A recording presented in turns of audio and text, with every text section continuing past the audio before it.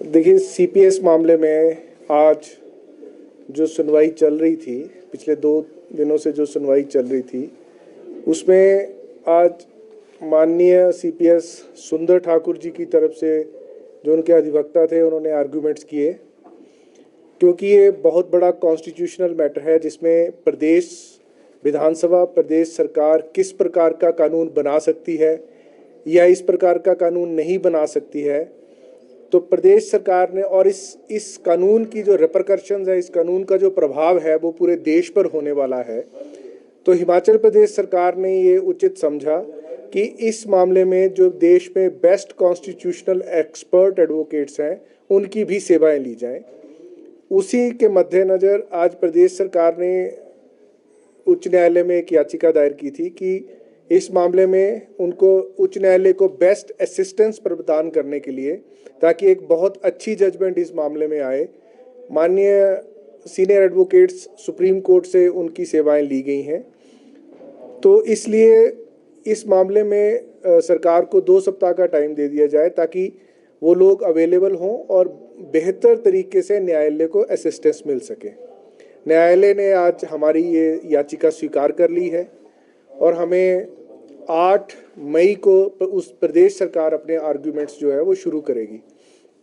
तो आज तो इस मामले में इतना ही हुआ है। अनूप जी, जो यहाँ का अलग से कानून बना है क्या है उसमें और क्या? देखिए, चीफ पार्लियामेंट्री सेक्रेटरी, हालांकि मामला अभी न्यायालय में लंबित है और उस लंबित मामले के अनुसार बहुत ज़्यादा मुझे नहीं बोलना चाहिए, लेकिन मैं एक बात स्पष्ट करना चाहूँगा जो हमारे ध्यान में है, जो हमारा कानून है हिमाचल प्रदेश का, उस कानून में जो चीफ पार्लियामेंट्री सेक्रेटरीज हैं, उनको किसी प्रकार से फाइल पर कोई फैसला लेने का अधिकार नहीं है। वो मात्र मिनिस्टर को, कैबिनेट मिनिस्टर को असिस्ट कर सकते हैं, उन्हें सुजेस्ट कर सकते हैं, क्योंकि ये प्रावधान स्वतंत्रता से पहले से चले आ रहे हैं, स्वतंत्रता के बाद भी कंटिन्यू रहे। और आर्टिकल 164(1)(a) जब उसमें अमेंडमेंट आ रही थी, जब मिनिस्ट्रीज डाउन साइज की जा रही थी, 15% की जा रही थी, या जो हिमाचल जैसा छोटे प्रदेश है वहाँ 12 से ज़्यादा नहीं हो सकते इंक्लूडिंग चीफ मिनिस्टर, उस स्थिति में पार्लियामेंट के समक्ष ये लॉ कमीशन ने प्रेजेंट किया था कि मिनिस्टर्स के अलावा भी प्रदेश सरकारों में और केंद्र सरकार में ऐसे पद हैं, पॉलिटिकल पोस्ट हैं, जिन पॉलिटिकल पोस्ट को भी कम किया जाना चाहिए। परंतु पार्लियामेंट ने उस वक्त उन पॉलिटिकल पोस्ट को कम करने का जो लॉ कमीशन का सुझाव था, उसे नहीं माना। तो और जब हिमाचल प्रदेश एक्ट पास किया गया, तब भी माननीय जो तत्कालीन मुख्यमंत्री वीरभद्र सिंह जी ने इस बात पर बड़ा स्पष्ट मत दिया था कि ये कानून बनाने का जो अधिकार है वो प्रदेश विधानसभा के समक्ष है। उस पर चर्चा करते हुए माननीय प्रेम कुमार धूमल जी, जो उस वक्त नेता विपक्ष थे, उन्होंने भी एक स्पष्ट मत दिया था कि मैं इस कानून का मेरिट पर विरोध नहीं कर रहा हूँ, और परंतु मैं ये कह रहा हूँ कि सुप्रीम कोर्ट में मामला लंबित है। और एक बात, बहुत इंपॉर्टेंट बात जो इस मामले में है कि इस सीपीएस एक्ट का अगर सबसे ज़्यादा फायदा हुआ तो भाजपा के सरकार के समय में सतपाल सिंह सत्ती, जो आज याचिका करता है, जो इस एक्ट का फायदा लेने के पश्चात आज न्यायालय को बोल रहे कि ये एक्ट रद्द होना चाहिए, उन्हीं की पूरी टर्म उन्होंने एज सीपीएस और पीएस काटी है। सुखराम चौधरी जी थे, सतपाल सत्ती थे और एक और माननीय सीपीएस उस वक्त बने थे। तो उन्होंने, लोगों ने फ़ायदा उठाकर अब राजनीतिक भावना से या जो भी कहें, इस कानून को चुनौती दी है। एक बहुत बड़ी बात यह भी है कि सुप्रीम कोर्ट ने विमलांशु राय के केस में, आसाम के केस में, सीपीएस जो असम के थे, क्योंकि उनको मिनिस्टर्स के बराबर का दर्जा दिया गया था, उनको मिनिस्टर माना गया था, उनकी शक्तियां भी मिनिस्टर की थी और उनको काम करने की क्षमता भी मिनिस्टर की थी, इस कारण उसको रद्द किया था। परंतु हमारा हिमाचल का एक्ट जो है वो इस पर अब आगे बहस होगी और उस बहस के दौरान ये स्थितियां स्पष्ट होंगी कि, और न्यायालय को भी एक बढ़िया असिस्टेंस मिलेगी। भारत के सबसे बेस्ट विशेषज्ञ जो हैं, जो संवैधानिक विशेषज्ञ एडवोकेट्स हैं, तो मेरा यकीन है कि इस मामले में बहुत अच्छा निर्णय आने वाले भविष्य में आएगा। 8 मई को कौन क्या उम्मीद करें? आप कह रहे हैं कि महत्वपूर्ण मुद्दा है, क्या 8 या 9, क्योंकि सुनवाई 2 दिन तक चली रहेगी, क्या जल्द फैसला इसमें आ सकता है आपको, क्योंकि आप भी एडवोकेट जनरल है, आपकी क्या राय है? देखिए, जो संवैधानिक विशेषज्ञ आएंगे, मैं पत्रकार महोदय से कहना चाहूँगा कि वो उसी दिन देखें तो बढ़िया रहेगा।